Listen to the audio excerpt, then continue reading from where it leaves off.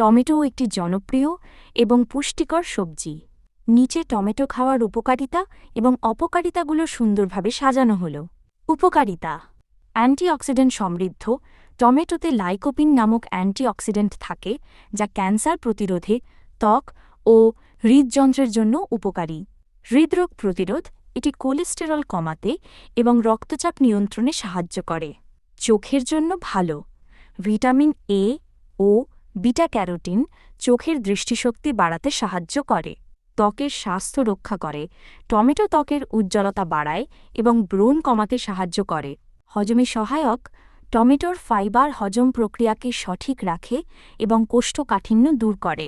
ওজন কমাতে সহায়ক: কম ক্যালোরি এবং বেশি ফাইবার থাকার কারণে এটি ওজন কমাতে সাহায্য করে। ডায়াবেটিস নিয়ন্ত্রণে সহায়তা করে। টমেটো রক্তে শর্করার পরিমাণ নিয়ন্ত্রণে রাখে।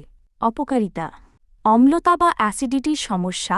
বেশি অ্যাসিড থাকার কারণে এটি গ্যাস্ট্রিক বা অ্যাসিডিটির সমস্যা বাড়াতে পারে। কিডনিতে সমস্যা। অক্সালেট থাকার কারণে এটি কিডনিতে পাথরের ঝুঁকি বাড়াতে পারে।